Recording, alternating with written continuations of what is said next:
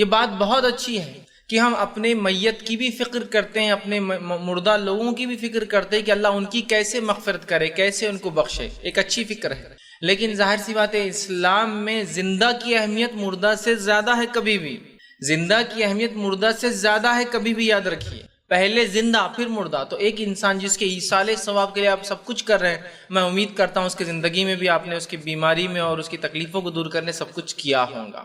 اب آئیے، ایک انسان جو زندگی میں بھی لوگوں کی مدد کر رہا ہے، اس جذبے کو سمجھتا ہے، اب موت کے بعد بھی وہ چاہتا ہے کہ اس شخص کی مدد کی جائے، اس شخص کو ایصال کیا جائے۔ تو اب ایصال کسے کہتے ہیں اس کی وضاحت کر دوں۔ ایصال کا معنی ہوتا ہے پارسل، توشہ، یا ایسی کوئی چیز جو بعد میں بھیجی جاتی جو سہولت کی ہو، جیسے کہ ایک انسان کام کو چلا جائے اور بعد میں اس کے لیے ایک ڈبہ بھیج دیا جائے جو کہ سہولت کی چیز ہے، اسے کھانا ملتا ہے اور اسے کام آتی، ٹھیک۔ تو ایصال ثواب مطلب بعد میں ثواب کا بھیجا جانا جو کہ انسان کو فائدہ دیتا ہے، تو ثواب بھیجا جاتا ہے۔ تو ایصال ثواب کا معنی ہوتا ہے بعد میں کوئی ایسے اعمال کرنا جن اعمال کا بدلہ میت کو ملے، جن ثواب کا بدلہ میت کو ملے، یا میت کے گناہوں میں تخفیف ہو، دونوں ہی باتیں ہیں، یا تو نیکیوں میں اضافہ ہو اس مرنے والے کی، یا تو اس کے گناہ کم ہوں۔ اس کے لیے کیا کرتے ہیں لوگ؟ ایصال کرتے ہیں، پارسل کرتے ہیں، توشہ بھیجتے ہیں، بعد میں وہ کرتے ہیں۔ اب ایصال ثواب کا ریئل کانسیپٹ تو یہ ہے، حقیقی معنی اور کانسیپٹ تو یہ ہے، زندگی میں ایسا کر کے چلے جاؤ کہ مرنے کے بعد بھی اس کا ثواب ملتا رہے۔ ایصال ثواب کا ہرگز معنی یہ نہیں ہے کہ زندگی بھر کچھ نہ کرو اور مرنے سے پہلے رشتہ داروں کو وصیت کر دو، یا زندگی بھر انسان کچھ نہ کرے اور مرنے کے بعد اس کے دوست، احباب، بیٹا، بیٹی، رشتہ دار، والدین اس کے لیے کوشش کریں۔ نہیں، ایصال کا ریئل کانسیپٹ یہ ہے میں اور آپ ہماری موت سے پہلے اس کے لیے کچھ کر جائیں کہ میرے مرنے کے بعد بھی میرا اکاؤنٹ ثواب کا چالو رہے۔ جیسا کہ ہم میں سے ہر شخص سوچتا ہے، چاہے وہ جتنا بھی کماتا ہو، کہ اس کمائی کے بعد بھی کچھ ایک فکس انکم کا ذریعہ سورس بن جائے۔ کرتا ہے نہیں کرتا ہے؟ میری انکم 10,000 ہے، اب اس 10 میں سے میں کتنا بچا لوں؟ 5، سمجھو 3,000 میں بچاتا ہوں۔ اب یہ 3,000 کو کہیں اگر میں انویسٹ کرتا ہوں اور اگر 3,000 بھی کچھ مجھے دینے لگ جاتے ہیں مہینہ واری، تو یہ تو خوشی کی بات ہے نا، ہوتا ہے۔ تو ایصال ثواب یہی ہے کہ زندگی میں اعمال کروں اور کچھ ایسے اعمال کر کے چلے جاؤں کہ میرے جانے کے بعد بھی یہ اعمال اس کا بینیفٹ، فائدہ دیتے رہے۔ افسوس کی بات ہے بر صغیر میں، ہندوستان پاکستان، غلط کانسیپٹ ہم میں یہ آ گیا کہ ایصال ثواب کا معنی یہ ہے کہ زندگی میں انسان جو چاہے کر لے اور پھر مر کھپ جائے اور اس کے رشتہ دار ایڑی چوٹی کا زور لگا دے اس کی مغفرت کروانے کے لیے۔ نہیں، ایصال ثواب کی مثال ایسی ہے ایکسٹرا مارکس کے جیسی، جیسا کہ انسان ایگزام میں ہوتا ہے کہ اگر NCC لیتا ہے تو اس کو 2% مارکس ملتے ہیں، NSS میں جاتا ہے، نیشنل سروسز دیتا ہے تو 5% مارکس ملتے ہیں، اسپورٹس کھیلتا ہے تو 5% مارکس ملتے ہیں نا۔ لیکن یہ کب ملتے ہیں مارکس معلوم آپ کو؟ جب انسان اپنے پرچوں میں پاس ہو جائے، 35 سے اوپر نمبرات لا لے، تو پھر NCC کے 2 نمبرات، 4 نمبرات NSS کے، 5 نمبرات اسپورٹس کے جڑ کر وہ 35 کو بڑھا کر وہ جو ہے 12 مارکس اور بڑھا کر کتنا کرتے ہیں؟ 47 کر دیتے ہیں۔ لیکن اگر کوئی انسان فیل ہو جائے 30، تو اسپورٹس کے 5 مارک لگ کے وہ پاس نہیں ہو سکتا ہے، NCC کے 2 مارک، NSS کے 4 مارک لگ کے وہ پاس نہیں ہو سکتا ہے۔ تو لہٰذا ایصال ثواب تبھی فائدہ مند ہے جب زندگی میں اچھے عمل کر کے چلے جائے، رب کے یہاں مغفرت کے دروازے اس کے لیے کھل جائے اور اس کے بعد بھی ایصال ہوتا رہے۔ لیکن خالی ایصال کی وجہ سے مغفرت ہو کہ عقیدہ شرکیہ، موت توحید پر نہیں آئی، گناہ کے اوپر زندگی گزاری، تو یہ ایصال فائدہ نہیں دے سکتے۔ ہمارے پاس تو عقیدے کا کیا حال ہے بولنے کی ضرورت ہی نہیں ہے، اور پھر ایصال کا معاملہ چالو ہے۔ زندگی بھر لوگوں کو تکلیف پہنچایا، اذیتیں دی، ستایا، اور پھر اس کے لیے 50 قرآن، 100 قرآن، کیوں؟ بہت گناہ گار تھے نا تو زیادہ ایصال، یہ ایکسٹرا مارکس ہے ایصال۔ تو ایصال ثواب کا ریئل کانسیپٹ سمجھنا ہے تو یاد رکھ لیجئے، مجھے میری زندگی میں اپنا ایصال ثواب تیار کر کے جانا ہے۔ میرے رشتہ دار جو مجھے آج نہیں پوچھتے، پتہ نہیں کل کیا پوچھیں گے اور کیا ایصال کریں گے۔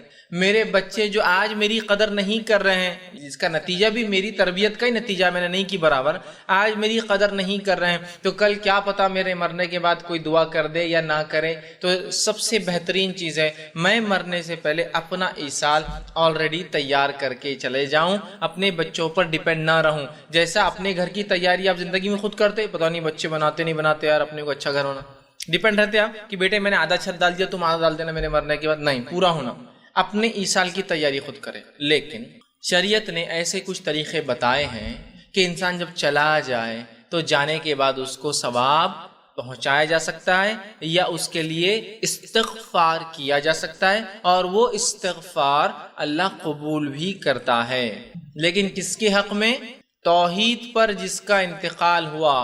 گناہ تو کیے، ہر انسان کرتا ہے، لیکن توحید پر مرا اور توحید پر موت کے ساتھ ساتھ اپنے گناہوں سے تائب بھی تھا کہ اللہ بس یہ ہو رہا ہے، بس تو مغفرت کر دے تو معاف۔ سمجھ رہے آپ بات کو؟ تو اس کے حق میں ایصال قبول ہو جاتا ہے۔ مشرک، منافق یا کافر جو انسان مرتا ہے اس کے لیے کوئی ایصال فائدہ نہیں دیتا، پہلے یہ ذہنوں میں بٹھا لیجئے۔ اس کے تعلق سے ایک روایت آتی ہے، مسند احمد کی روایت ہے، نبی اکرم صلی اللہ علیہ وسلم کے پاس عمر ابن خطاب رضی اللہ عنہ آئے اور ایک مسئلے کا سوال دریافت کیا۔ سوال یہ تھا کہ عاصم بن وائل، عاصم بن وائل رضی اللہ عنہ نے جو ہے، عاصم بن وائل نام کے ایک شخص نے دور جہالت میں ایک نظر مانی تھی کہ وہ 100 اونٹ ذبح کریں گا۔ ٹھیک، اب جو ہے ان کے تعلق سے آتا ہے کہ جب وہ نظر مانگی تھی اور جو ہے وہ 100 اونٹ کی نظر تھی، ٹھیک، تو ہوا یوں کہ بعد میں عمر ابن خطاب رضی اللہ عنہ نے جب وہ اس نظر کو ان کے بیٹے پورا کرنے لگے اور اونٹ ذبح کرنے لگے، تو تب نبی اکرم صلی اللہ علیہ وسلم سے عمر نے مسئلہ دریافت کر لیا کہ پوچھ لینا چاہیے کیا یہ قبول ہوگا نہیں ہوگا۔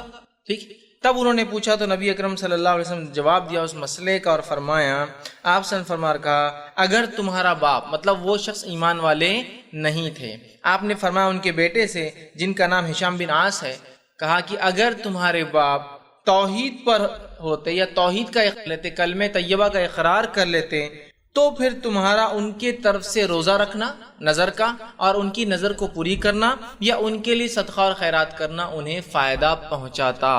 مطلب یہ ہوا کہ کوئی انسان اگر توحید پر نہیں مرا، آپ 100 اونٹ ذبح کیجئے، 1,00,000 اونٹ ذبح کیجئے، ہزاروں اور کروڑوں روپے صدقہ دیجئے، اس کو رتی برابر بھی فائدہ نہیں ہوتا ہے، یاد رکھیے۔ تو پہلی شرط کیا ایصال کے لیے؟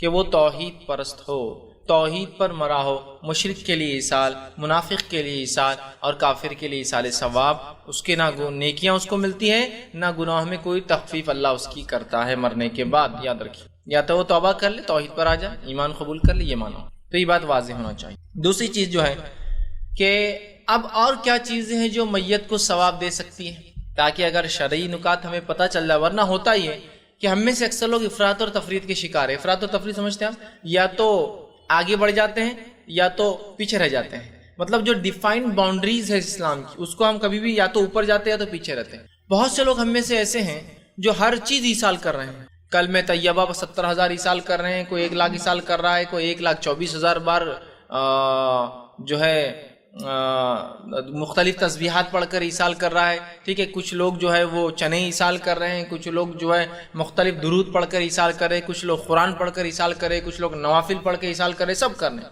تو یہ تو ایکسٹریم ہو گئے، مطلب یہ کوئی شریعت کے حد میں نہیں ہے اور کچھ بھی کر رہے ہیں۔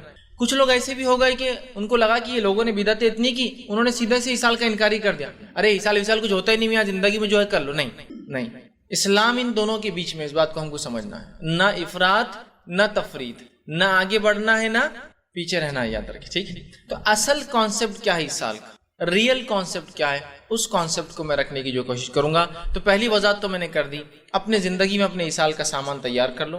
دوسرا، مشرک کے لیے ایصال قبول نہیں ہوتا، نہ مغفرت کی دعا نہ کوئی ثواب۔ اب آئیے اس کے بعد کون کون سی چیزیں ایصال بن سکتی ہیں۔ تو پہلی چیز نیک اولاد، یہ ایصال بن سکتی ہے جو آپ کے لیے دعا کرے۔ دوسرا، صدقہ جاریہ، ایسا کوئی کام کر کے گئے ہو جس کا فائدہ بعد میں بھی لوگ اٹھا رہے ہو۔ تیسری چیز جو ہے، کوئی جو ہے اشاعت دین کے لیے کوئی کام کر کے گیا ہو، جیسے کہ مسجد کی تعمیر کر دی ہو یا مسافر خانہ بنا دیا ہو، ٹھیک، یا پھر کوئی علم چھوڑ کر گیا ہو جس علم سے بعد میں لوگ فائدہ پہنچاتے ہیں۔ اب آئیے وہ حدیث آپ کے سامنے رکھ دیتا ہوں، یہ ابن ماجہ کی روایت ہے۔ ابو ہریرہ رضی اللہ عنہ حدیث کے راوی فرماتے اور کہتے ہیں رسول اکرم صلی اللہ علیہ وسلم فرمایا کہا کہ آدمی کی وراثت سے 3 چیزیں سب سے بہترین ہیں۔ آدمی کی وراثت سے مطلب وہ جو چھوڑ کر جاتا ہے، ان چیزوں میں سے 3 چیزیں سب سے بیسٹ ہیں۔ وہ کیا ہے آپ سن لیجئے، کیا فرمائے؟ نیک اولاد جو اس کے لیے دعا کرے۔ وراثت میں نیکی کے لیے، ایصال کے لیے جو بیسٹ چیز آپ چھوڑ کر جا سکتے ہیں وہ کیا ہے؟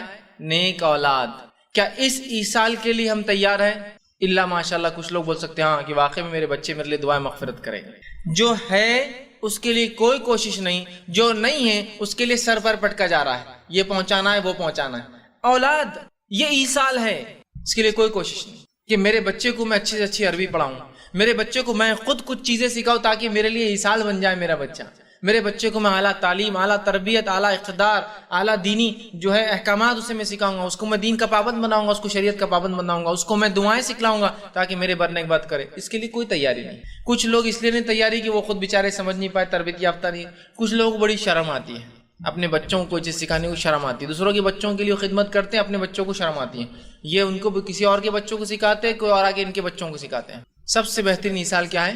اپنی اولاد بنائیے اس کو ایسا کہ وہ ایصال بن جائے. دوسرا فرماتے آپ کہتے ہیں صدقۃ جاریہ، ایسا صدقہ کہ جس کا اجر انسان کو ملتا رہے. جاریہ کوئی عمل چھوڑ کر چلے گئے آپ، ٹھیک، کوئی مسجد بنا دی، مدرسہ وہ کر دیا، ہاسپٹل بنا دیا، یتیم خانہ بنا دیا، بیواؤں کے لیے وظیفہ باندھ دیا، مسکینوں کے لیے کوئی روزگار کا ذریعہ بنا کے چلے گئے، راستہ بنا دیا، سرکاری کوئی نل لگا دیا جس سے لوگ فائدہ اٹھا رہے ہیں، یا کوئی بورنگ کھود کر چلے گئے جس سے لوگ پانی، کوئی کنواں کھود کر چلے گیا اور لوگ اس سے فائدہ اٹھا رہے ہیں، کوئی جھاڑ لگا کر چلے گا جس کے سائے میں لوگ سو رہے ہیں اور جو ہے اس کا پھل کھا رہے ہیں اور وہ جانور اس کے پتے اور پھل کھاتے ہیں. یہ سب صدقہ جاریہ ہے. لیکن اس کی اہمیت کہاں جاتی ہے؟ بہت سی بار گورنمنٹ مہم چلاتی ہے کہ جھاڑ لگاؤ، یہ تو اسلامی مہم ہے، جھاڑ لگاؤ، گورنمنٹ کی مہم نہیں ہے. ہمارے شہر ہرے ہو. نبی اکرم صلی اللہ علیہ وسلم فرماتے ہیں، صحیح مسلم کی روایت ہے، اگر تمہیں پتا ہو کہ کل قیامت آنے والی ہے اور اگر تمہیں موقع ملے تو آج جھاڑ لگا دو. کل ہے لیکن آج لگا دو، موقع ملے تو. یا رسول اکرم صلی اللہ علیہ وسلم مہم چھوڑ کر چلے گئے کہ گرین کرو، ہرا بھرا کرو اس دنیا کو. کل قیامت آنے والی پتہ بھی ہو تو آج موقع ملے جھاڑ لگا دینا چاہیے. کتنی اہم بات ہے نا. مطلب یہ نہیں کہ واقعے میں کل قیامت کسی کو پتہ چلیں گے، مطلب یہ کہ اگر تمہیں لگتا ہے کہ کل سب کچھ بھی برباد ہونے والا، کیا فائدہ، لیکن جھاڑ لگا سکتے ہو تو لگا دو. یہ معنی ہے. سمجھ رہے آپ؟ صدقہ جاریہ کی اہمیت بتائی جا رہی ہے نا کہ جھاڑ صدقہ جاریہ ہوتا ہے. جھاڑ بڑا ہو گیا، مسافر سو رہے ہیں، پرندے اس کے پھل کھا رہے ہیں، جنگلی پھل ہے سمجھ لیجیے تو بھی پرندے اس کے پھل کھا رہے ہیں. اچھے پھل آتے ہیں تو انسان اس کے پھل کھا رہے ہیں. آپ صلی اللہ علیہ وسلم فرمایا کہ جو پرندے وہ پھل کھاتے ہیں جو جھاڑ انسان لگاتا ہے، اس پھل کھانے کا جو نقصان ہوتا ہے اس کا بھی ثواب ملتا ہے مالی کو. آپ نے انار لگا دی، پرندوں نے کھا گیا، آپ نے جام، اس کا بھی اجر ہے روز قیامت آپ کو کہ پرندوں نے نقصان پہنچایا آپ کے جھاڑ کو. سمجھ رہے ہیں آپ بات؟ بہرحال تو کہا صدقہ جاریہ کچھ چھوڑ کر گیا جو کنٹینیو چل رہا ہے اس کے مرنے کے بعد، اور جس سے اجر ملتا رہے، اور اس کو سکھایا ہو علم جس پر لوگ اس کی موت کے بعد عمل کرے. اور ایسا کوئی علم سکھایا ہو جس کے بعد لوگ اس علم پر عمل کرے. یہ سب سے بہترین 3 چیزیں ہیں جو میرے مرنے کے بعد کام آ سکتی ہے. اب اس پر ہم کو محنت کرنا ہے. اور باقی وہ لوگ پہنچاتے نہیں پہنچاتے وہ چھوڑ دو لوگوں کو. میں کیا کر سکتا ہوں یہ ہے اولاد کو تربیت، ثواب جاریہ. کوئی ایسا کام کر کے جاؤں لوگ فائدہ اٹھائے، ثواب جاریہ. یا پھر ایسا علم چھوڑ کر جاؤں جس علم سے لوگ نفع اٹھاتے رہیں، یہ بھی صدقہ جاریہ ہے. اور یاد رکھیے ان چیزوں کے لیے جو محنت کریں گا، اس کو سپورٹ کریں گا، وہ بھی صدقہ جاریہ میں شامل ہوتا ہے. ایک آدمی علم چھوڑ کر گیا، کتاب دب گئی تھی، آپ نے کتاب کو نکالا، چھاپ کر بانٹا، اس کے لیے صدقہ جاریہ. آپ کے لیے بھی صدقہ جاریہ کہ آپ نے اس علم کو واپس لا لیا. سمجھ رہے ہیں؟ یہ بھی صدقہ جاریہ. صرف وہ نہیں اس کا لکھنا، آپ کا اس کو فروغ دینا، آگے بڑھانا، وہ بھی صدقہ جاریہ. اب نیک اولاد بھی ایک صدقہ جاریہ بہت لمیٹڈ ہوتی ہے، چونکہ اولاد کی زندگی بھی 60-70 سال ہی ہوں گی، وہ بھی ختم ہو جائیں گی دنیا سے، ہے نا. اس کے بچے اس کے لیے صدقہ جاریہ رہیں گے. سمجھ آپ؟ یہ الگ بات ہے اگر دادا نے پوتوں کی تربیت کی ہو، نانا نے نواسوں کی، تو وہ بھی اجر ملیں گا چونکہ وہ بھی علم چھوڑ کے جانے میں آئیں گا. لیکن کتنے جنریشن کو آدمی علم سکھا سکتا ہے؟ لیکن یہ بات کے دو جو ہے نا، کوئی چیز چھوڑ کر جائے، ٹھیک ہے، یہ چیز چھوڑ کے جانے والا بھی صدقہ جاریہ بہت لمبا ہے، لیکن اس کی بھی کچھ لمیٹیشنز ہوتی ہیں. لیکن وہ تیسرا جو علم ہے نا، وہ بہت وسیع ہے. اگر صحیح علم دنیا میں چھوڑ کر گئے جس سے انسانیت فائدہ اٹھائے تو کیا صدقہ جاریہ، اس کی کوئی انتہا نہیں. اب دیکھیے، اندازہ لگائیے، صحابہ کے بعد محدثین نے حدیث جمع کی. محدثین کے لیے وہ حدیث جمع کرنا اور چھوڑ کے جانا کیا ہوا؟ صدقہ جاریہ. محدثین نے جو حدیثیں چھوڑ کر گئی، ان حدیثوں کو چھپا کر لکھ کر جس زمانے میں فروغ رہا، چھپا کے بڑھایا جا رہا ہے، یہ بھی کیا ہوا؟ صدقہ جاریہ. ان کتابوں سے جن لوگوں نے فائدہ اٹھایا، چھاپنے والے کو صدقہ جاریہ، لکھنے والے کو صدقہ جاریہ. تو علم کا دائرہ باقی سب چیزوں سے وسیع ہے. میں نے کنواں کھودا، 50 لوگ فائدہ اٹھائیں گے، 100 سال تک اٹھائیں گے، 200 سال تک بعد میں لوگ کچرا بھر دیتے ہیں اس میں، لیکن بہت لمبے عرصے تک اس کا بھی ثواب ہے.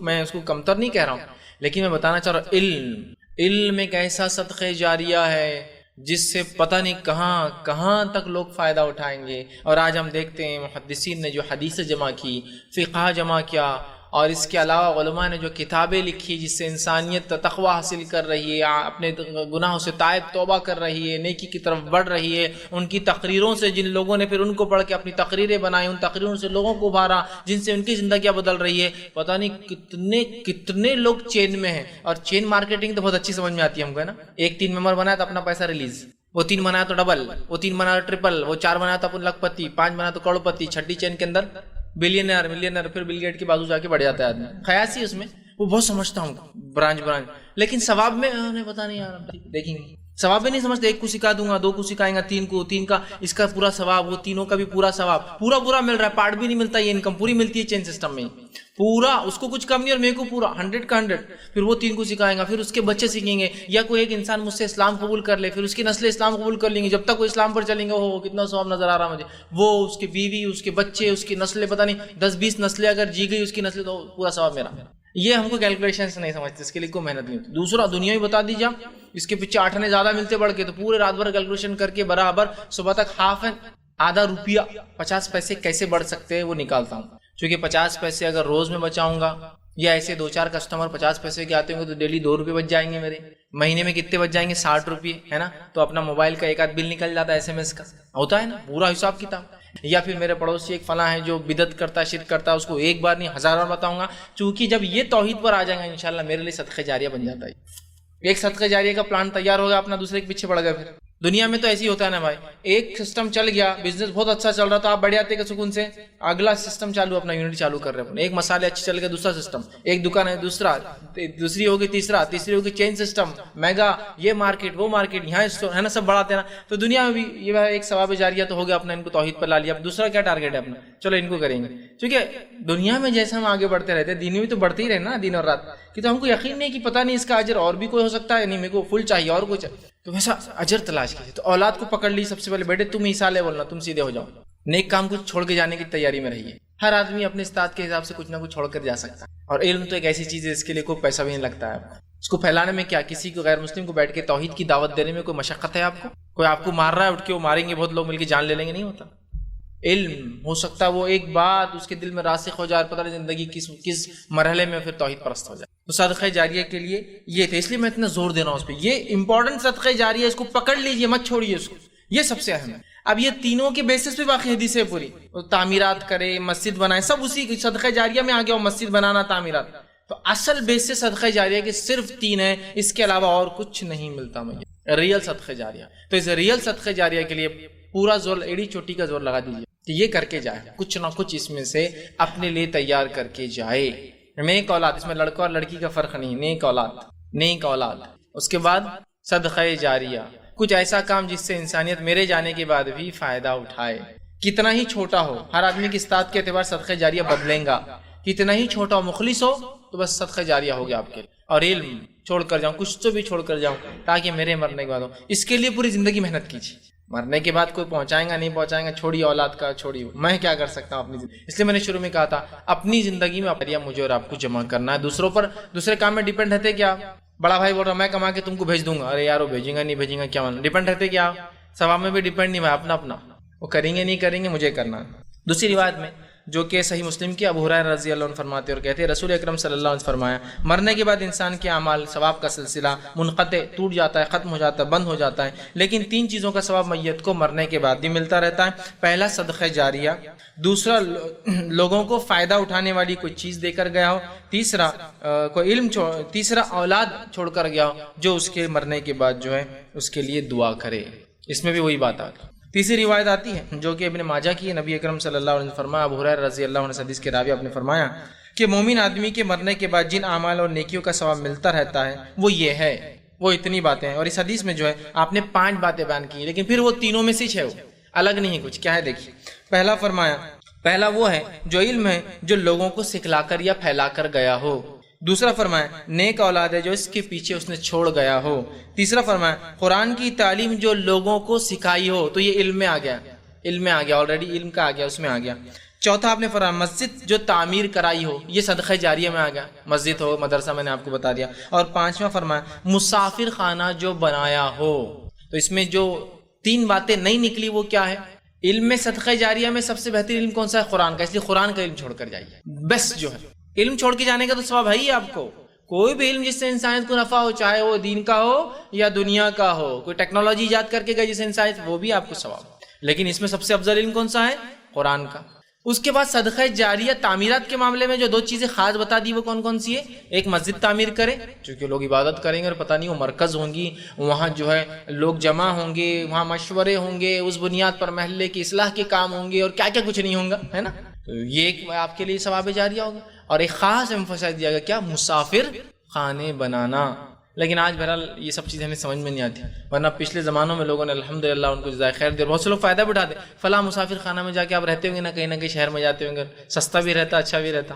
وہ صدقہ جاریہ کسی کا کیا ہوا ہے کہ لوگ آئے، فائدہ اٹھائے، مینٹیننس کو جو خرچہ ہوتا ہے لے لیا کیجیے لوگوں، سمجھ آپ؟ صدقہ جاریہ ہے۔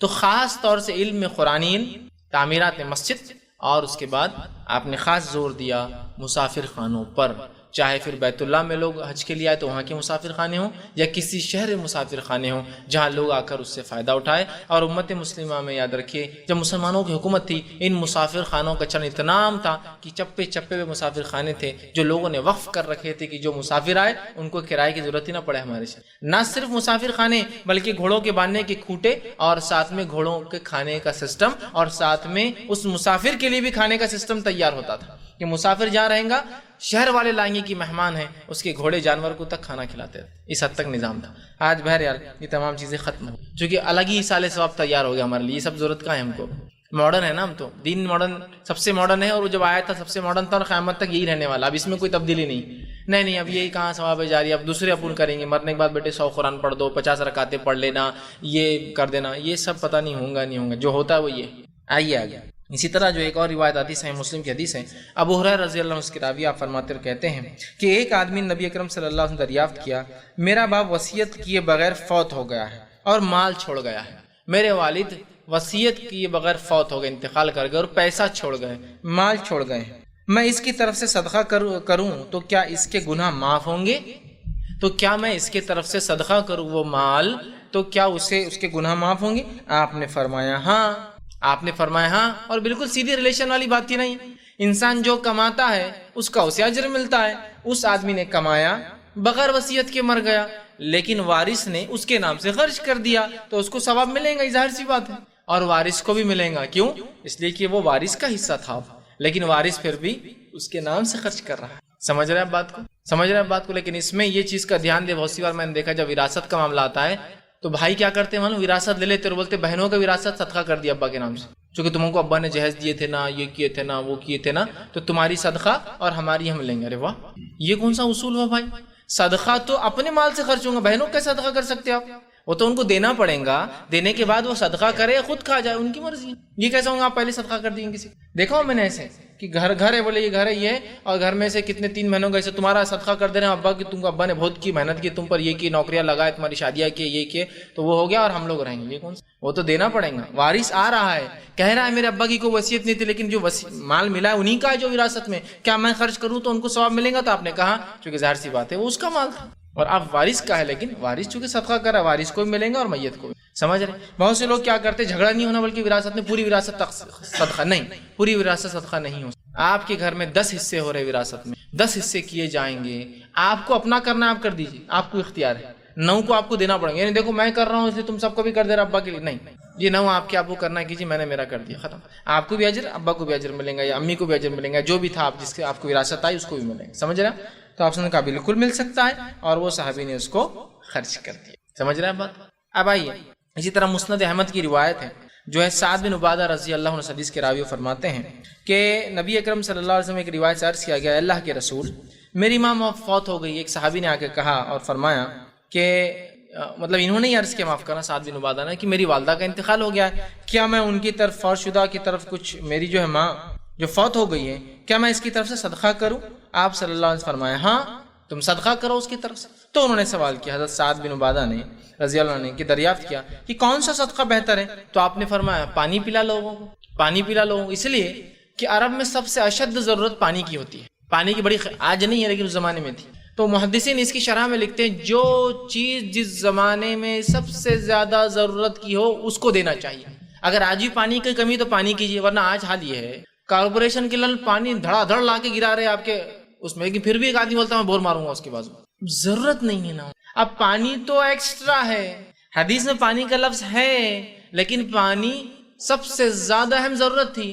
حالت تو یہ تھی کہ ایک پانی سے کئی بار وضو کرنا پڑتا تھا. آپ کو من ایک تش میں پانی لے کے صحابہ وضو کرتے، اس تش میں وضو کر کے گرتا، پھر اوپر کا حصہ ہٹاتے، پھر نیچے کے پانی سے وضو کرتے. یہ حال تو تھا. پانی پینے کے لیے، جانور کے لیے بہت اہم تھا، یاد رکھیں. ٹھیک ہے، تو لہٰذا پانی آج کے دور میں جو سب سے زیادہ ضرورت آپ کو لگتی ہو اس میں ہم ڈالیے. پانی آج ہم جس علاقے میں نیڈ نہیں ہے. ہاں کوئی کہے کہ میرے پاس پیسہ اور کیا میں افریقہ میں بورنگ کھداؤں، بہت افضل عمل، بالکل کھدائی جائے. وہاں پینے کا پانی اتنا گندا ہوتا ہے، لوگ اتنے گندے پانی پی کے زندگی جی رہے، جن پانیوں کو ہم نالی کا سمجھتے وہ لوگ پی رہے ہیں. تو میں کہوں گا بہت آپ کے اثر رسوخ ہے، آپ کو لنک ہے، اور بڑا سستا بھی ہوتا ہے وہاں کا. آپ کرائیے افریقی غریب ممالک میں، جہاں ایک بورنگ سے پتہ نہیں پورا شہر فائدہ اٹھا سکتا ہے. ایسا کر سکتے ہیں، وہ کوئی مسئلہ نہیں. آج ہی وہاں ضرورت ہے، لیکن آج باقی علاقوں میں، اورنگ آباد جیسے علاقوں میں، مہاراشٹر کے علاقے میں کیا ضرورت ہے پانی کی؟ وہ ضرورت نہیں ہے کہ انسان مر جا رہے ہو پانی نہ ملے جیسا عرب میں تو. لیکن بہرحال یہ بھی ایک کام ہے، آپ کر سکتے ہیں، لیکن یہی ایک کام نہیں صدقہ جاریہ ہے. ورنہ ہر کوئی میت مرتے ایک بورنگ کھدانا. ارے مسجد میں 2 بورنگ ہو گئی، نہیں میرے باپ کی بھی لی نا، تیسری بورنگ، چوتھی بورنگ. وہ بولتے ہیں یار کتنے بورنگ کرائیں گے، ختم ہو گیا نا معاملہ. نہیں کہیں اور نہیں کرانے کا، یہاں بہت لوگ آتے ہیں کراتے ہم بورنگ. کیوں؟ تو حدیث میں پانی کا لفظ ہے، لیکن ضرورت وہاں جہاں بورنگ کرا رہے نا، اس بورنگ کرنے والی کبھی حالت دیکھ کے کبھی اس کو دے دینا صدقہ کہ یار تو گھر بنا لے، اپنا 25,000 لے لے میرے سے. کیا زندگی گزارتا ہے. میں وہی کہہ رہا ہوں نا، میت کے لیے جو تڑپ ہے نا، زندوں کے لیے وہ تڑپ باقی نہیں رہی ہم میں. وہ بورنگ کرنے والا پتہ نہیں وہ سڑی ہوئی روٹیاں کھا رہا ہے، پتہ نہیں کہاں سے لا کے سوتی ہوئی ڈبا کے. دیکھیے مشین کے نیچے سوتے رہتے. کبھی وہ خیال نہیں آتا کہ بورنگ ثواب جاریہ کے لیے اگر اس انسان کی زندگی بنا دوں گا تو یہ کیا ثواب جاریہ ہو. وہ کیلکولیشن ہی نہیں رہا، بس معاملہ الگ ہی ہے ہمارا. تھوڑا وہ ٹارگٹ کیجیے اپنے آڈینس کو، ثواب کو ٹارگٹ کیجیے، کہاں مجھے کرنا ہے، کس سے میں حاصل کروں گا اور کتنا مجھے لینا ہے ثواب. جیسا ہم منافع کیلکولیٹ کرتے، ثواب بھی کیلکولیٹ کیجیے ہر چیز کے اندر. اسی طرح نیک اولاد جو کچھ بھی کام کرتی ہے اس کا ثواب از خود بخود والدین کو مل جاتا ہے. اس کے لیے کوئی عمل کرنے کی ضرورت نہیں. بہت سی بار لوگ پوچھتے ہو کیا کرنا صدقہ جاریہ کے لیے، ایسا پہنچانے کے لیے. تو بہت سے لوگ کو بھی کام کرتے بولتے ہیں اللہ اس عمل کا فائدہ ابا کو دے دیں، اس عمل کا فائدہ امی کو دے دیں، دعا کرتے. اچھا آپ کوئی کام کیا کبھی بھول گئے تو ارے اس سال کرنا بھول گیا، میں ابا کو پہنچانا بھول گیا. ایک بڑا کنفیوژن ہوتا ہے اور لوگ ہر اللہ اس کا ثواب ابا کو، اس کا ثواب امی کو، اس کا ہر چیز کے لیے. اور اگر کسی دن بھول گئے تو ارے آج تو اس سال چلا گیا. اب جان لیجیے آپ جو بھی کام کریں گے بغیر آپ کے بولے کہ آپ کے والدین کو آٹومیٹک اس سال پہنچ جائیں گا. یہ سسٹم بہت اپڈیٹڈ ہے، ہائیلی کھٹاکھٹ ہی پہنچاتے رہتا ہے آپ کو. ہائیلی اپڈیٹڈ سسٹم ہے یہ بولنے کی ضرورت نہیں اللہ ان کو. کیوں؟ اس لیے کہ عائشہ رضی اللہ عنہا فرماتی ہے، یہ روایت جو ابن ماجہ کی ہے، آپ نے فرمایا اور کہا کہ نبی اکرم صلی اللہ علیہ وسلم نے فرمایا اور کہا کہ سب سے پاکیزہ تر کھانا وہ ہے جو انسان اپنے ہاتھ سے کماتا ہے، ہاتھوں سے کماتا ہے، اور آدمی کی اولاد اس کی کمائی سے ہے. ٹھیک کہ سب سے پاکیزہ تر کھانا جو ہے آدمی جو اپنے ہاتھ سے کماتا ہے اور کمائی ہے، اور آدمی کی اولاد اس کی کمائی سے ہے. مطلب انسان کو اپنی کمائی کے ہر حصے کا بدلہ ملتا ہے اور اولاد آدمی کی کمائی میں سے ہے. تو آٹومیٹیکلی جب اولاد کمائی ہے، ارننگس ہے، اسی لیے تو پچھلی حدیث میں کیا کہا گیا، وراثت میں جو 3 چیزیں چھوڑ جاتا ہے اس میں سب سے افضل اولاد ہے. مطلب اولاد وراثت بھی ہے، اولاد کمائی، اور کمائی وراثت بنتی ہے بعد میں، یاد رکھیں. حالانکہ وہ وارث بھی ہے لیکن وہ وراثت بھی ہے. مطلب آدمی جو چھوڑ کر جا رہا ہے اس کی نیک اولاد اس کی وراثت ہے اور اس کی کمائی بھی ہے، اور ہر انسان کو اس کی کمائی کا بدلہ ملتا ہے. تو لہٰذا آٹومیٹیکلی جو نیک اولاد ہے، جو بھی عمل کرتے ہیں، وہ کہے نہ کہے اس کا اجر ان کے والدین کو شفٹ ہوتا رہتا ہے، چلا جاتا ہے. سمجھ رہے ہیں؟ تو وہ خاص اللہ ان کو پہنچا دے، ان کو پہنچا دے. ارے آج تو بھول گیا میں پہنچانا. کوئی ضرورت نہیں. آپ جو کریں گے پہنچ جائیں گے، جو کریں گے پہنچ. ٹھیک. اسی طرح جو ہے دعا میت کے لیے نفع بخش ہوتی ہے، یہ بھی ایصال کی جا سکتی ہے. دعا میت کے لیے نفع بخش ہو سکتی ہے، اور میت کی نظر پوری کرنا جو اس نے نظر مانگی تھی، ٹھیک، اور جو ہے اس کے لیے استغفار کرنا، یہ بہترین تحفہ ہے. ٹھیک. حدیث کے الفاظ اس طرح سے ہیں. حدیث جو ہے مسند احمد کی روایت ہے، حضرت عائشہ رضی اللہ عنہا اس کی راوی وہ فرماتی اور کہتی ہے نبی اکرم صلی اللہ علیہ وسلم نے فرمایا کہ بقی جو مدینہ کے قبرستان ہے، آپ وہاں تشریف لے گئے اور اہل بقی کے لیے دعائیں کی. آپ نے بہت ساری دعائیں کی. جب گھر آئے تو حضرت عائشہ رضی اللہ عنہا نے پوچھا کہ آپ کہاں گئے تھے؟ تو آپ صلی اللہ علیہ وسلم فرمایا کہ میں بقی گیا تھا، اس لیے کہ مجھے حکم ہوا تھا. کس کی طرف سے؟ اللہ کی طرف سے مجھے حکم ہوا تھا اور فرمایا مجھے اللہ کی طرف سے اہل بقیع کے لیے دعا کرنے کا حکم دیا گیا تھا۔ مطلب نبی اکرم صلی اللہ علیہ وسلم نے اہل بقیع کے لیے دعائے مغفرت کی یاد رکھی، ٹھیک۔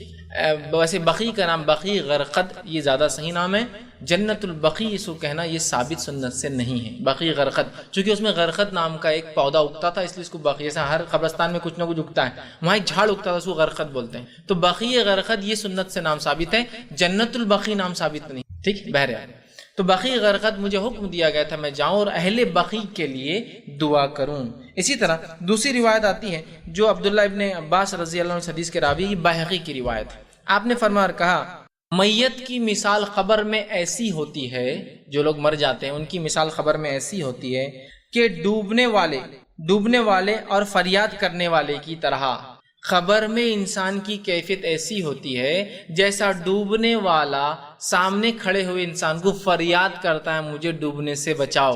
تو آپ فرماتے ہیں قبر میں میت کی مثال ایسی ہوتی ہے جیسے ڈوبنے والا فریاد کرتا ہے، فریاد اس طرح ہوتی ہے جو اپنے ماں باپ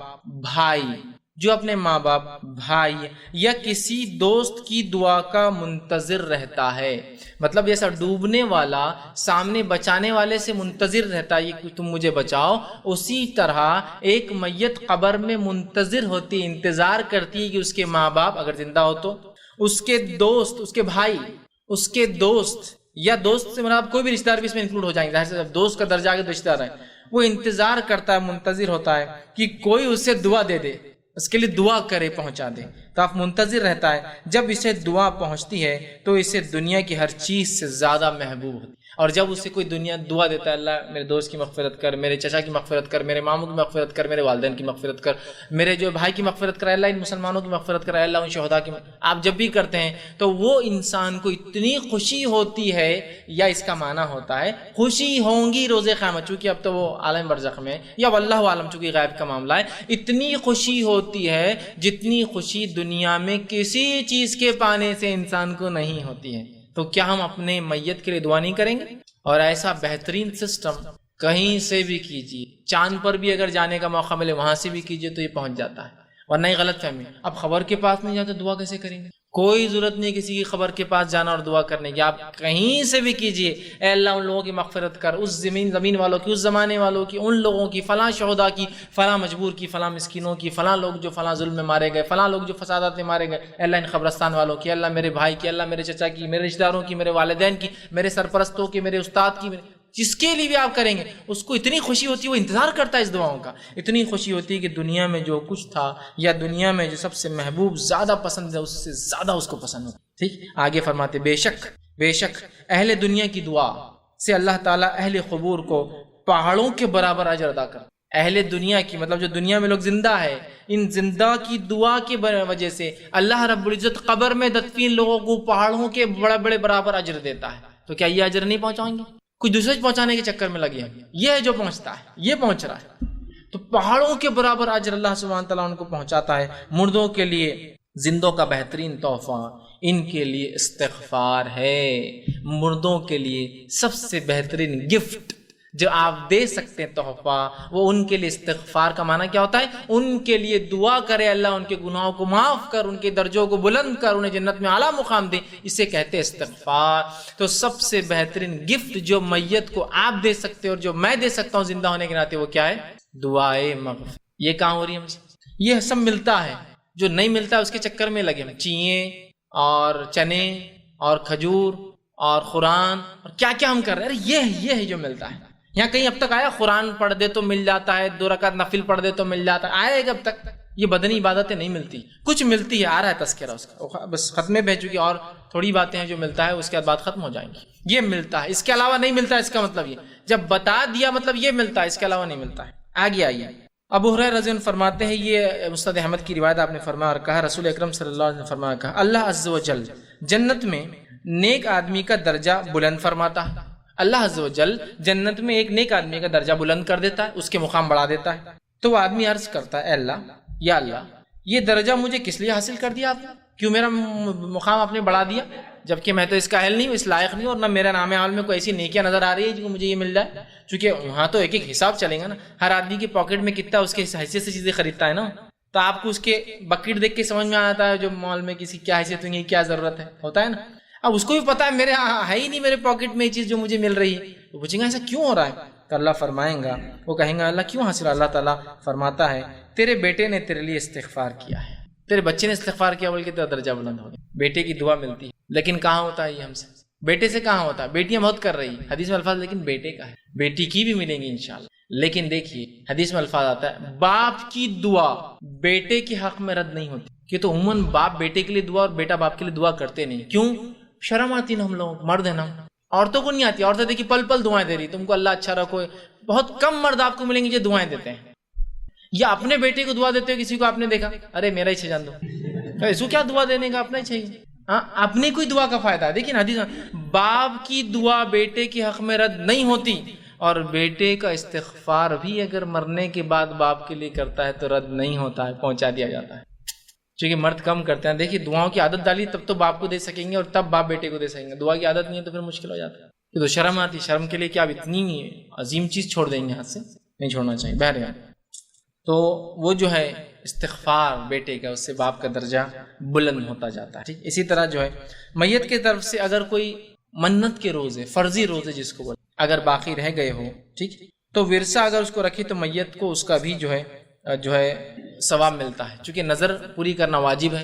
اب میت نے کوئی نظر مانگی مر گیا تو آپ اس کے روزے رکھ سکتے ہیں اگر پتہ ہو تو. اس کے تعلق سے ایک حدیث آتی ہے جو صحیح بخاری کی ہے. عائشہ رضی اللہ عنہا اس حدیث کی راوی فرماتی ہے اور کہتی ہے رسول اکرم صلی اللہ علیہ وسلم فرمایا اور کہا جو شخص فوت ہو جائے اور اس پر روزے رکھنے باقی ہو تو اس کا وارث اس کے روزے رکھ لے. جو شخص مر جائے اور روزے باقی، آپ کو پتہ ہے جو والد نے منت کے 10 روزے مانگے تھے، نظر کے 3 روزے مانگے تھے، 5، تو وارث اگر رکھ دے تو اس کو کیا ہوتا ہے؟ اس کا اجر ملتا ہے. اس لیے کہ رکھ لے کہا نا تو مطلب مل جاتا ہے. تو آپ یہ پورا کر سکتے ہیں. اب یہ کہاں پورا ہوتا ہے؟ کوئی سوچ نکو بھائی ابا کتنے بھی روزے مانگ لیے، اپن کیوں پوچھنا؟ پوچھ کے تو اپن پھنس جا رہے. پوچھو ہی مت، ہو رہا ہے نہیں ہو رہا ہے. جو پہنچتا ہے وہ نہیں پہنچاتے، جو نہیں پہنچتا ہے اس کو مطلب جس کو بولیں گے جو جاتا ہے اس کو نہیں بھجا رہے، جو نہیں جاتا اس کو گھسڑ کے بس میں ڈال رہے. اب تو جائی تو جانا ہی پڑے گا. وہ بول رہا میں جاتا ہی نہیں ادھر، میرا کام ہی نہیں ادھر. یہ حساب جاتا ہے، یہ جاتا ہی نہیں ہے حساب جو ہم کر رہے ہیں. جو پہنچتا ہے اس کو پہنچائیے. اسی طرح جو ہے میت کی طرف، میت نے اگر کوئی ایسی نظر مانگی ہو جو شرعی نظر ہو، غیر شرعی نظر پوری نہیں کر سکتے وہ حرام.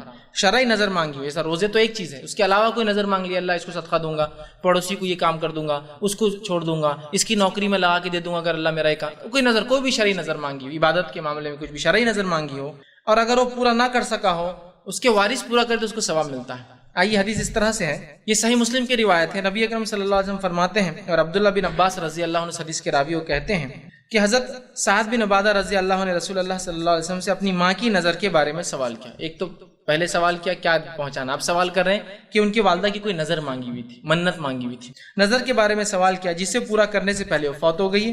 تو آپ صلی اللہ علیہ وسلم فرمایا اپنی ماں کی طرف سے نظر پوری کر، مطلب وہ نظر کو آپ پوری کر دو. تو اگر آپ کی میت جو ہے کوئی نظر کر کے جاتی ہے جو جائز نظر تھی، اس نظر کو وارثین کیا کر سکتے ہیں؟ پورا کر سکتے ہیں. مثال کے طور پر اگر مجھے فلاں ہو جائے تو اللہ میں 1000 روپے صدقہ دوں گا، اب لیکن وہ نہیں رہے تو آپ والد والدہ کی طرف سے 1000 روپے صدقہ کر سکتے ہیں، اس کا اجر ملنا. اے اللہ میرا فلاں کام ہو جائے تو میں ان کو پیسے دوں گا، اور آپ کے سامنے بولے وصیت جیسا کہ دیکھو بھائی میں ایک نظر مانگا ہوں اور یہ ان کو دینا ہے. آپ کو پتا ہو تو نظر کو آپ لے جا کر پوری کر دیں گے کہ بھائی ہمارے ابا نے ایک نظر مانگے تھے زندگی میں، لیکن یہ امی نے یا جو ہے چچا نے یا ماموں نے، جو بھی آپ اگر وارثوں میں ہیں تو میں جو ہے چاہتا ہوں کہ 1000 روپیز یہ آپ جو ہے لے لیں. ٹھیک، تو یہ آپ بالکل جو ہے کر سکتے. اسی طرح جو ہے میت کی طرف سے ورثہ اگر کوئی قرض ادا کرنا ہو، ادا کر دے تو اس کا بھی اجر. میت کی طرف قرض ہے کوئی، اور یہ تو سب سے پہلے ادا کرنا ہے، کیونکہ جو ہے جنازے کے مسئلے میں نے یہ سب چیزیں لے لی تھی، اس لیے میں لمبا پورا نہیں دہراؤں. اس لیے کہ قرض اتنا اہم چیز ہے کہ نبی اکرم صلی اللہ علیہ وسلم فرماتے ہیں کہ ایک انسان شہید ہو جائے پھر زندہ ہو، پھر شہید ہو جائے، پھر زندہ ہو، پھر شہید ہو جائے، اور ایسا کئی بار بھی ہو، لیکن اگر اس پر ادھار تھا، اس کے اوپر جو ہے قرض باقی تھا، تو اس کی مغفرت نہیں ہوتی اور زمین و آسمان کے بیچ میں اس کو معلق، اس کے معاملے کو، اس کے فیصلے کو چھوڑ دیا جاتا ہے. تو شہید کی معافی نہیں ہے تو باقی کس کی معافی ہوگی؟ تو اپنا قرض کے لیے وصیت کر جائے کہ بچوں یہ قرض ہے، رشتہ داروں یہ قرض ہے، وارثوں یہ قرض ہے، یہ چکانا اور پھر کرنا. کیوں تو کبھی ہوتا ہے زندگی میں قرض انسان نہیں چکا پاتا نا، جس گھر میں رہا وہی قرض پہ لیا ہے، ظاہر مرنے کے بعد تو اس کو بیچنا ہے، تو وارث وراثت بننے سے پہلے قرض نکل جائیں گا. تو گھر لیا تھا 5 لاکھ لے کے بنایا تھا، کچھ 1 لاکھ دے دیا، 4 باقی تھے، مر گیا تو اب دینا ہے تو گھر بیچیے. جب گھر بکیں گے ظاہر سی بات ہے کاسٹ تو زیادہ ہی آنے والی ہے. اب تو وارث اپنا حصہ لے، 4 لاکھ اس کو سب سے پہلے دیا جائیں گے کہ بھائی 4 لاکھ آپ کے ادھار تھے نا. زندگی میں تو رہتے تھے اس وجہ سے نہیں دے پا رہے، مرنے کے بعد تو وارث اپنا اپنا کرے، لیکن میت کو ریلیز کر دے اس کے برڈن سے، اس کے قرضوں سے، اور اس کو نکال دے. آپ صلی اللہ علیہ وسلم فرماتے ہیں، یہ جو ہے نسائی کی روایت ہے، اور ابو قتادہ رضی اللہ عنہ حدیث کے راوی وہ فرماتے ہیں ایک انصاری کا جنازہ لایا گیا. آپ صلی اللہ علیہ وسلم نے نماز کے لیے آپ جنازے کی آئے. آپ نے فرمایا کہ کیا اس پہ کوئی قرض ہے؟ ہم نے کہا. تو آپ نے کہا کہ پھر اپنے ساتھی کی نماز تم پڑھ لو، میں نہیں پڑھوں گا اس کی نماز، تاکہ بتاؤں کہ اس پہ قرض تھا. قرض رکھنا اچھی بات نہیں. اب ہوا یوں کہ اس کے بعد ابو قتادہ رضی اللہ عنہ آگے بڑھ کر اللہ کا اس کا قرض میری طرف میں دے دوں گا. تو کہا کہ اپنے وعدے کو پورا کروں گے آتا قتادہ؟ تو کہا پورا کروں گا. تو کہا پھر ٹھیک ہے. پھر آپ نے جنازے کی نماز پڑھائی. تو پتہ چلا میت کی طرف سے قرض دیا جا سکتا ہے، پہچان والا بھی دے سکتا ہے، وارث بھی دے سکتا ہے، اور غیر وارث، چونکہ ابو قتادہ اس کے وارث نہیں تھے، کر سکتے. غیر وارث بھی کہ کوئی بولے کہ میری میت کی طرف 1,00,000 روپیہ باقی تھا، ہمارے پاس استطاعت نہیں ہے، کیا کوئی آگے بڑھ کر اپنے بھائی کو جو آزاد کرا دیں گے؟ چونکہ اس کی تو حساب معلق ہے، اس کا پیپرز کم ایک طرح سے دیکھا جائے تو اس کے کیس کو انٹرٹین نہیں کیا جائیں گے اللہ کے پاس. بہت بڑا ذریعہ ہے کوئی آگے بڑھے اور کہے میں چکا دوں، کیونکہ ان کے واقعے میں نہیں ہے. ویسے ہی بیچارہ زندگی میں کنگال انسان تھا اور قرض لے رکھا تھا اپنی زندگی گزارنے کے لیے. فوراً چکا دیجیے. اس سے بڑا صدقہ تو آپ نے بھائی کے لیے کر ہی نہیں سکتے کہ اس کو آپ نے اس کے حساب و کتاب کو آپ نے جاری کر دیا اور اس کا فیصلہ کی طرف لے گئے، اس کو چکا دیں. تو ہو سکتا کوئی بھی اٹھ کر میرے طرف اس کا قرض. ابو قتادہ اٹھے گا میرے طرف اس کا. آپ نے کہا کیا دوں گے؟ دیکھیے تاکید کتنی ہے، چونکہ انسانوں کا معاملہ ہے نا. کہاں دوں گا؟ وفا کروں گے اپنے وعدے سے؟ کہاں وفا کروں گا، پورا کروں گا. ٹھیک ہے میں پڑھا دیتا ہوں. تو یہ بھی ملتا ہے. اسی طرح جو ہے مرنے والے پر اگر ہر حج فرض ہو یا مرنے والے نے حج کی نظر مانگی ہو اور پورا نہ کر سکا ہو تو اس کے وارث وہ حج اور عمرہ بھی کر سکے. یہ وہ بدنی عبادت ہے جو ثابت ہے، روزے رکھنا، حج اور عمرہ کرنا. اس کے علاوہ کوئی بدنی عبادت، جیسا آپ بولیں گے پھر حج کر سکتے تو قرآن کیوں نہیں پڑھ سکتے؟ تو اس لیے کہ حج کا تذکرہ آیا ہے، قرآن کا تذکرہ نہیں ہے. حج کا اور عمرے کا تذکرہ آیا ہے، ذکر و اذکار کا تذکرہ نہیں. استغفار کا تذکرہ آیا ہے لیکن ذکر و اذکار کا نہیں کہ لا الہ الا اللہ محمد رسول اللہ پڑھ کے 70,000 بار پارسل کر دیے، یا لا الہ الا انت سبحانک انی کنت من الظالمین یہ آیت پڑھ کر جو ہے 1,00,000 بار پارسل. یہ نہیں ہے نا ثابت. وہی تو میں کہہ رہا ہوں، ہم تو لکیر کے فقیر ہیں.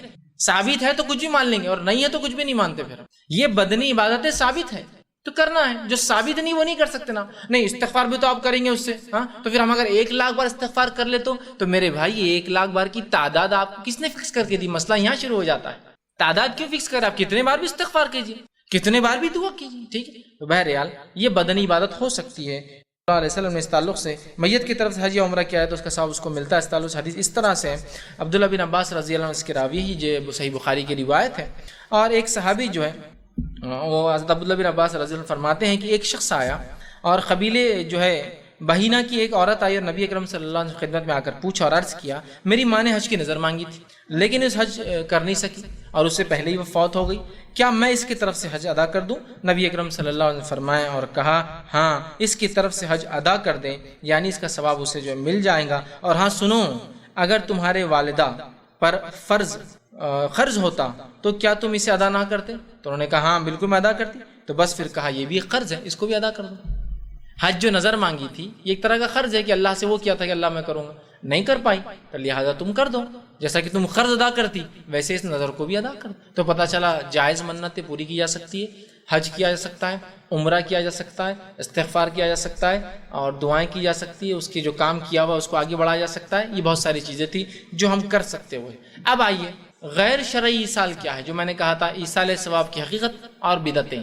اب بہت ساری چیزیں جو انہی سے نکالی لوگوں نے. ذکر استغفار کر سکتا ہے تو استغفار کی مجلس ہی بٹھا دیا آپ نے.